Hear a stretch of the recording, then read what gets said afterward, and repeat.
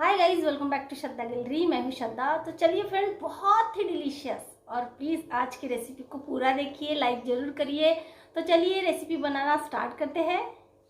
तो देखिए यहाँ पे मैंने ना एक कटोरी ली है, तो उसमें ना नॉर्मल गेहूं का आटा है, उसको लेना है। और उसी कटोरी से मैंने एक कटोरी यहाँ पे मैदा डाला है।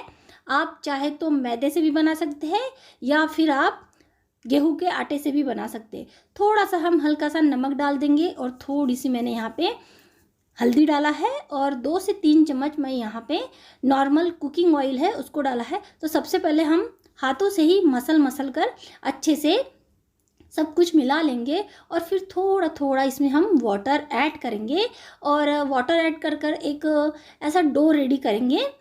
इस तरह से डो रेडी करना है। तो नॉर्मल जैसे हम रोटी या पूरी को करते हैं उसी तरह से। चलिए इसको अब हम कम से कम 1 या 1.5 घंटे के लिए रेस्ट करते हैं। तब तक ये बाकी की तैयारी हम कर लेते हैं। तो मैंने यहाँ पे चने की दाल है, ये 1 कटोरी पहले लिया है और उसके बाद में और 1 कटोरी लिया है। तो 2 कटोरी और कटोरी ये मेरी बड़ी है, 2 कटोरी मैंने दाल लिया है।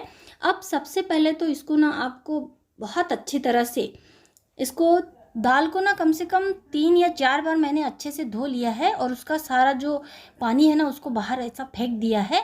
और फिर हम आगे की प्रोसेस करते हैं।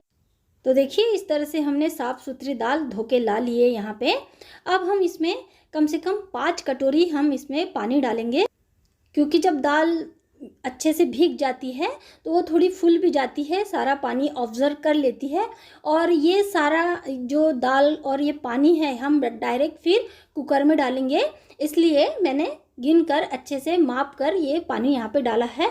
अब इसको ना 1 ही घंटा कम से कम रेस्ट के लिए रख रही हूँ, इसलिए क्योंकि दाल ना बहुत अच्छी तरह से फूल जाती है।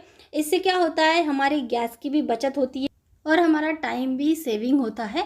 तो देखिए 1 घंटे बाद में दाल बहुत अच्छी तरह से भीग गई है। अब मैं इसको दाल और ये सारा पानी कुकर में सारा डाल देंगे और फिर से मैं यहाँ पे 1 कटोरी पानी डालूंगी।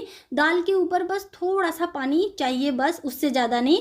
अगर आपको ज़्यादा डालना है तो आप डालकर फिर जो शार निकालते हैं या फिर आमटी बनाते हैं उसके लिए आप निकाल सकते हैं, पर मैं नहीं बनाती। तो देखिए ये सब रेडी हो गया है। अब हम कुकर को कम से कम मैं यहाँ पे 3 सीटी लगाऊंगी। 3 सीटी में ही हमारी दाल बहुत अच्छी तरह से पक जाएगी। तो देखिए कुकर ठंडा हो गया है और कितनी परफेक्टली हमारी दाल पक के रेडी हो गई है और बहुत जल्दी भी हो गई है, क्योंकि उसको मैंने भिगो के रखा था इसलिए। तो चलिए अभी हम पूरन बनाते हैं। तो सबसे पहले पैन लेना है और यहाँ पे भर कर 1 चम्मच, फुल 1 चम्मच मैंने यहाँ पे घी डाला है। घी में बहुत ही बढ़िया सा फ्लेवर आता है। घी जैसे ही अच्छे से मेल्ट हो जाता है हम उसमें जो हमने दाल पका के रखे थे वो सारा इसमें डाल देंगे। तो मैंने इस तरह से सारी दाल डाल दिया है। अब अच्छे से यहाँ पे मिक्स करना है। तो घी में बनाते हैं ना तो बहुत ही अच्छा बढ़िया फ्लेवर आता है।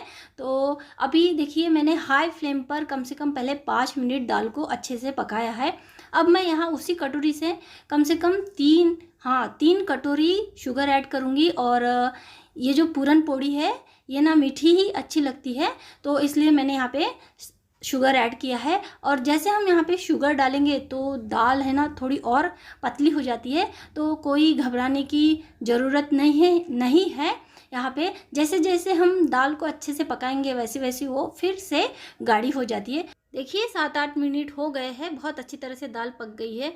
और मेरा फिर से वीडियो एक डिलीट हो गया फ्रेंड्स। यहाँ पे मैंने जायफल का पाउडर है थोड़ा सा डाला है और 7-8 इलायची है उसको भी ऐसा दरदरा कूट कर डाला है, बहुत अच्छा फ्लेवर आता है। और चुटकी भर मैंने नमक भी डाला है, आपको भी डालना है फ्रेंड्स, मीठी चीज़ में भी नमक डालना चाहिए। तो देखिए कम से कम 7-8 मिनट हो गए हैं, दाल हमारी बहुत अच्छी तरह से पक गई है और गाढ़ी भी हो गई है। बस अभी हो गया है, ये पक के रेडी हो गया है। तो चलिए अभी हम पूरन बनाते हैं। तो अभी मैं बैठ गई नीचे, क्योंकि ये काम ना थोड़ा देर लगता है इस काम को। तो यहाँ पे ना ऐसी छन्नी लेनी है और ये काम ना गरम गरम ही करना है, जब पूरन थोड़ा गरम रहता है तभी कर लीजिए। और बस अभी हमको यहाँ पे कटोरी लेना है और कटोरी से ऐसा प्रेस करना है तो ये नीचे पूरन आ जाता है। अगर आपके पास में पूरन की जो मशीन रहती है वो है तो उससे करिए, तो मैं इसी से करती हूँ। तो देखिए फ्रेंड्स, इस तरह से हमने सारा पूरन निकाल लिया है। बहुत ही ज़्यादा सॉफ्ट बना है और थोड़ी सी हेल्प किया है मेरे बेटे ने पूरन निकालने के लिए। तो ये हो गया है। अब हमारा काम और भी हमको थोड़ा आसान बनाना है।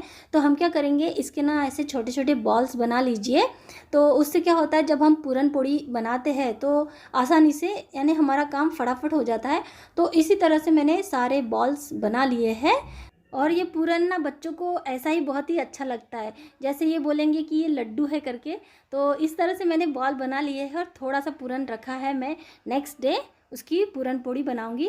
तो देखिए आटा भी हमारा बहुत अच्छी तरह से सेट हो गया है। अब हम क्या करेंगे, इसमें भर कर कम से कम 1 से 2 चम्मच मैंने नॉर्मल कुकिंग ऑयल है उसको डाला है।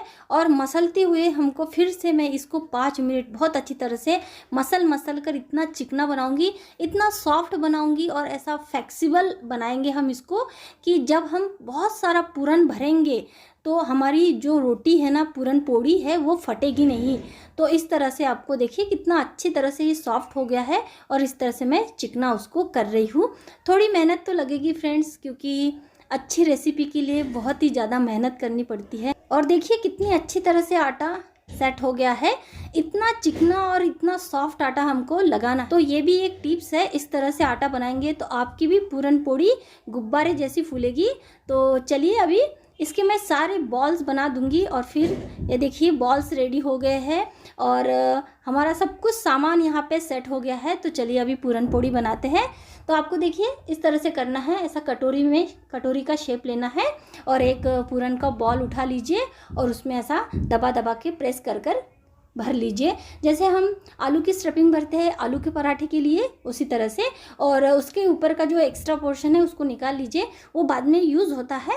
तो इस तरह से मैंने कर लिया है। अब मैं फटाफट से अपनी पूरन पुड़िया बनाना स्टार्ट करूँगी। अब हमको सूखा आटा डस्ट करना है और हल्के हाथों से हमको राउंड शेप में ये रोटी बनाना है इस तरह से, और हल्के हाथों से ही बनाइए और ज़्यादा पतली नहीं बनाना है। तो देखिए मैं इस तरह से ये पूरन पोड़ी बना रही हूँ। तो मैंने यहाँ पर लोहे का तवा लिया है, तो इसमें टेस्ट बहुत ही बढ़िया आएगा। तो देखिए हम ना बहुत ही बढ़िया तरीके से दोनों साइड से पूरन पोड़ी को बहुत अच्छी तरह से सेकेंगे और फिर उसके बाद में आपको जो पसंद है ऑयल, बटर, घी तो भर भर कर लगाइए, बहुत अच्छा लगता है यहाँ पर पूरन पोड़ी में जो हम घी लगाते हैं। तो लीजिए फ्रेंड्स, बहुत ही बढ़िया, डिलीशियस, टेस्टी और हेल्दी पूरन पोड़ी बनकर रेडी हो गई है। खाने में इतनी स्वादिष्ट लगती है ये पूरन पोड़ी। सारे टिप्स और ट्रिक्स मैंने बता दिए हैं। अगर आप पहली बार भी पूरन पोड़ी बना रहे हैं तो इसी तरह से आपके घर में परफेक्ट पूरन पोड़ी बनेगी। तो चलिए फ्रेंड्स, जाते जाते चैनल को ज़रूर सब्सक्राइब करके जाइएगा। Okay friends.